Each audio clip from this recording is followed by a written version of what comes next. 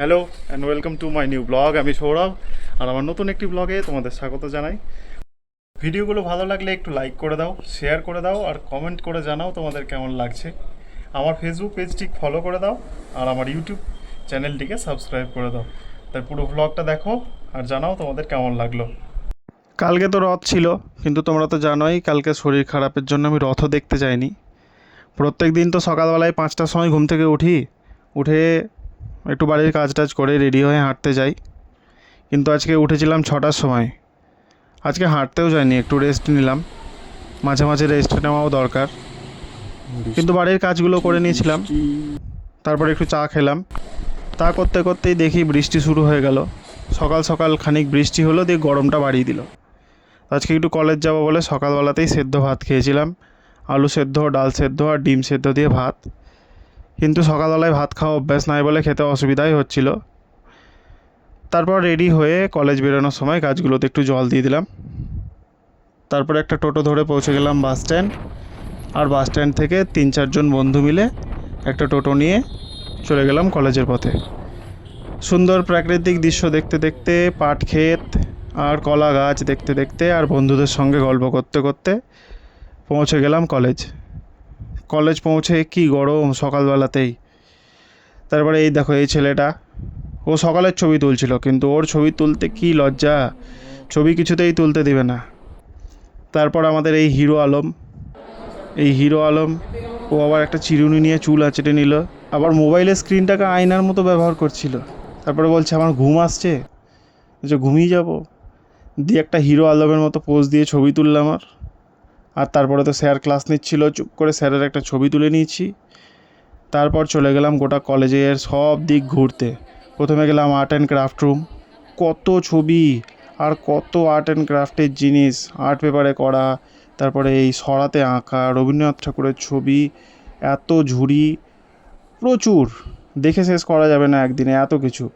কিন্তু উপরে ফ্যান চলছিল না, ঘরে দিয়ে যাচ্ছে তাই গরম লাগছিল। তাই তাড়াহুড়ো করে এখান থেকে একটু ভিডিও করে বেরিয়ে গেলাম আমি। এই ঘরের মধ্যে আর থাকলাম না, ওরা দেখছিল। তারপরে গেলাম সায়েন্স ল্যাব ঘুরলাম। এটা একসঙ্গে বায়োলজি, কেমিস্ট্রি আর ফিজিক্স তিনটেরই ল্যাব। প্রচুর স্পেসিমেন রাখা আছে এখানে, আরও ছিল স্পেসিমেন। 3টে স্কেলেটন ছিল, স্কেলেটনগুলো সব নকল।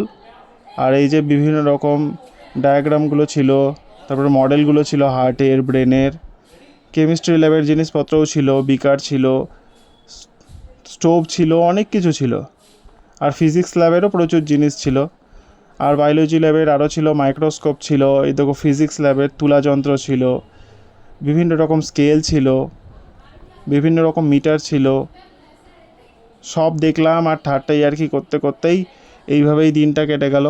এই যে কাঁচের ঢাকনা দেওয়া তুলা যন্ত্রগুলো, মানে দাঁড়িপাল্লাগুলো তোমরা নিশ্চয়ই দেখেছো, সোনার দোকানে এগুলো দেখতে পাওয়া যেত আগে। তারপরে আরও অনেক কিছু ছিল, কম্পাস ছিল, ব্যারোমিটার ছিল, অ্যাবাকাস ছিল, ডিএনএর মডেল ছিল, 2টো মাইক্রোস্কোপ ছিল, প্রচুর টেস্ট টিউব, আর এদিকেও একখানা কঙ্কাল ঝুলছিল দেখো। আরও কত কিছু দেখতে দেখতে তারপরে আমরা টিফিন খেতে চলে গেলাম। আমি টিফিনে নিয়ে গেছিলাম রুটি আর আলু ভাজা। আর আজকে রেনুকা খাওয়ালো বিরিয়ানি, কারণ ওর বেতন বেড়েছে, ও একটা চাকরি করে সেটাতে।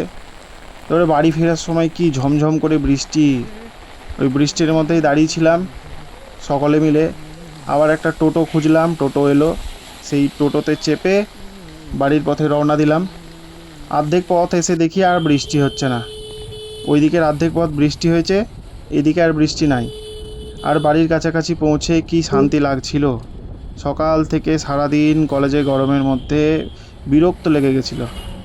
বাড়ি পৌঁছে সত্যি খুব শান্তি পেলাম। তারপরে বাড়ি এসে স্নান ধান করে একটু চাটা খেলাম। তা করতে করতেই রাত হয়ে গেল, আর রাতেরবেলায় একটু বৃষ্টি হতে শুরু করলো আবার। তো এইখানেই আজকের ভ্লগ আমি শেষ করছি। আবার দেখা হবে তোমাদের সঙ্গে পরের একটি ভ্লগে। এইভাবেই আমার ভিডিওগুলো দেখো, আমাকে সাপোর্ট করো। ভিডিওগুলো ভালো লাগলে একটু লাইক করে দাও, শেয়ার করে দাও, আর কমেন্ট করে জানাও। আর ফেসবুক পেজটিকে ফলো আর ইউটিউব চ্যানেলটিকে সাবস্ক্রাইব করে দাও।